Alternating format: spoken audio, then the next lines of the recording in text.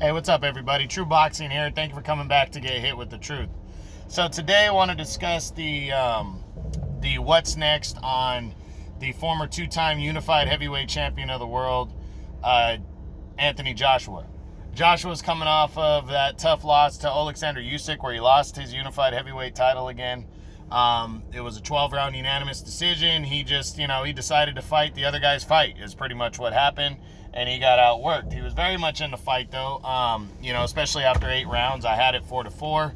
There were a lot of close rounds there. Some people gave him the 9th round. But be that as it may, it was a clean, unanimous decision. I don't think anybody's arguing robbery or anything like that.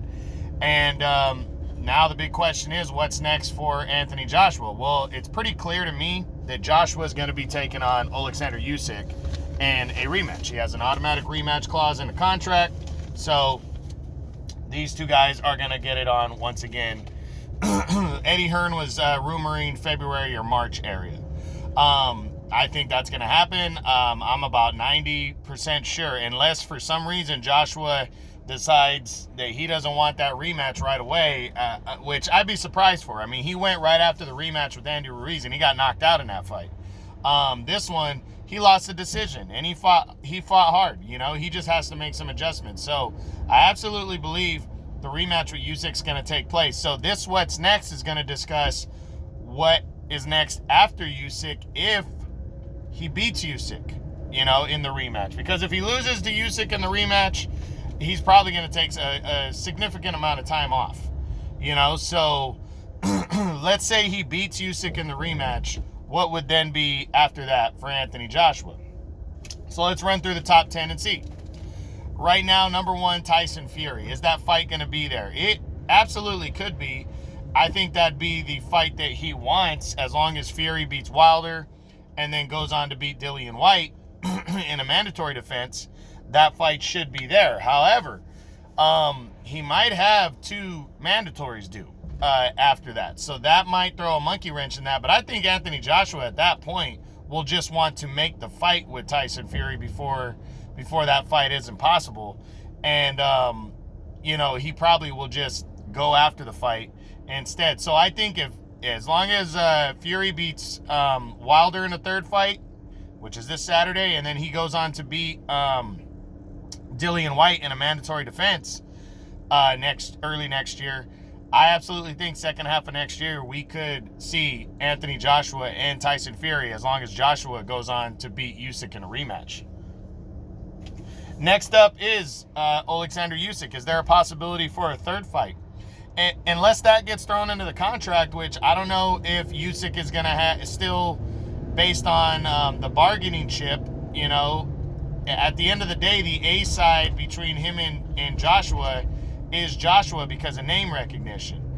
Is Anthony Joshua going to want to have another rematch clause in a contract? I don't think he's going to. I think he's going to want to beat Usyk, and that's going to be it. So I'm leaning towards there's not going to be another rematch in the contract for a 3rd fight. And not likely, that we're going to see a 3rd fight even if Joshua wins. Unless Joshua were to win very controversial and the public is demanding it. Because, again, there's bigger fights out there for him, and there's also going to be mandatories due to hold on to belts. So I think those will attract him more than a 3rd fight with Usyk, to be honest. Okay, next up, Deontay Wilder. Is that fight going to be possible sometime next year for Joshua? And, we don't know. If Joshua goes on to beat Usyk, if Wilder beats Tyson Fury, if he beats Tyson Fury, I absolutely believe he's going to beat Dillian White. Can these 2 guys lock horns next year? I mean, will the 2 sides come together? I would like to think that they could and they should, but the big question is, will they? I don't know. I'm honestly in the belief that I've always wanted to see Joshua and Wilder, and I'll believe it when it actually happens. That's pretty much where I'm at with that fight. So I hate saying that, but it's true. Next up, we look at Dillian White. Rematch for Joshua with Dillian White. Is that in the cards at all? And to be honest, I don't know. I would like to see a rematch. Right now, I honestly don't think it's in the cards. just because I don't think we're going to get there. If Joshua goes on to beat Usyk next year, unless Dillian White upsets Tyson Fury or Wilder, which is possible, but I just don't think Dillian White can beat either one of those guys. But if he does, and he's a WBC champion, and Joshua regains his unified titles, I think there's a chance Joshua would fight him again just to grab that belt and to start collecting all the belts again. So I guess if all things work out right, then yeah, we could see that showdown. But I honestly don't think it's going to happen, because I just don't think. I think Joshua's got a decent shot at beating Usyk, but I don't think White has a solid shot at beating Fury or Wilder. So I don't think we're going to get there. Next is a third fight, a rubber match with Andy Ruiz Jr. Well, as long as if Andy Ruiz wins up until the second half of next year, so you have to speculate 2 wins. I think a rubber match could be there, but I just don't see it. Well, one, I don't know if Andy Ruiz wins, depending on who he fights. If he ends up fighting Luis Ortiz, I don't think Andy Ruiz is going to beat Luis Ortiz, to be honest with you.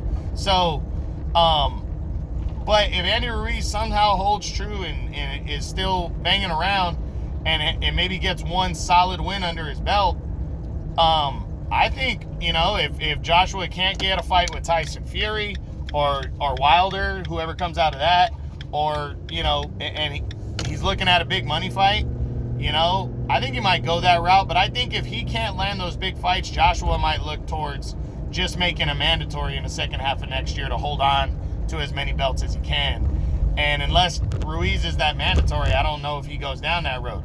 But not to say it's not possible. I do believe that Joshua would like to entertain a third fight just to get a knockout. But is now the right time? Does he have that fluid confidence that would take him into that fight? And right now, I don't believe so. So we'll see, though. You never know. Okay, next is Luis Ortiz. I don't see Joshua fighting Luis Ortiz anytime soon. Unless Luis Ortiz becomes a mandatory to one of the belts and it's a have-to fight, I really don't see Joshua entertaining this bout. Ortiz is not a major name. He's been knocked out twice against Wilder, so that kind of gives Joshua pause to stay away from the fight. And then, Ortiz, just his style, it's a tough style matchup. Plus, he hits with a lot of power. So unless Joshua has to take the fight, I don't see it. Next up, Joseph Parker in a rematch. Again, unless Parker gets a mandatory shot at the belt, the WBO belt, by the second half of next year, I don't see it. It's possible, but I don't see it happening unless that happens. And then Joshua might just say fuck it and give up 1 or 2 belts instead of fighting a rematch. So I'm leaning towards the no. That's the only possible way I could see Parker and Joshua too, though. Michael Hunter sitting there at number 9. Again, unless he became a mandatory or became a fight he had to take, I don't see Michael Hunter getting a crack at Joshua next year. The 3-way tie for 10th, Derek Chisora. They've never fought. If Chisora comes out beating Joseph Parker, lines himself up for a mandatory shot, I think Joshua would give him the time of day, because I think he would beat him. But I think his other 2 mandatories are going to be due first in the IBF and the WBA. So I'm not sure Chisora is going to get, number 1 rankings in those if he beats Parker. But to be honest, I don't think Chisora is going to beat Parker in the rematch. So I don't think we have to worry about it. So I really don't see Chisora standing a chance to get Joshua in the ring. Joe Joyce. If he becomes a mandatory, the fight is possible. And he has a decent shot at doing that, becoming a mandatory at a belt, but we just don't know which belt for sure. And, I think it's a fight Joshua stays away from unless he has to take it. And then Otto Wallin. If Otto Wallin goes on to defeat Dillian White at the end of this month, October, which he's a pretty solid underdog going into that fight, and then he somehow pulls off, can beat somebody else in the first half of next year, the winner of Fury and Wilder, if he could beat one of those guys, and he's there next year maybe, but I don't know if Wallin can win both those fights. I believe he has a shot at Dillian White, but I don't know if he beats Wilder or Fury in a rematch. So, we have to wait and see how all the pieces fall, but Anthony Joshua is going to have a lot of options if he beats Oleksandr Usyk. I think the main one next year, second half, would be Tyson Fury. But, he might have mandatories due. Another name to throw in there is undefeated Trevor Bryan. He's the WBA regular champion. And the WBA's ordering all their WBA champions to solidify into one belt. And the belt that Usyk took from Joshua is the super title. That's the main belt. So they're ordering their top champions to fight the regular champions. I think they're going to give an exception for a rematch, but I really think they're going to want their WBA champion to fight the super champion, the regular champ to fight the super champ to clear everything up, and Trevor Bryan's next in line. So that could be an option for the second half of next year for Anthony Joshua if he beats Usyk. Also, and then like I said, we don't know who the IBF mandatory number one contender is going to be. So, it's a lot. It's a lot to process. It's a lot, but we do want to see what could be down the line for Anthony Joshua if he beats Usyk in a rematch, and these are some of those options. So that's it. That's the what's next for the former two-time unified heavyweight champion of the world, Anthony Joshua. I hope you guys enjoyed it. True Boxing, you've been hit with the truth.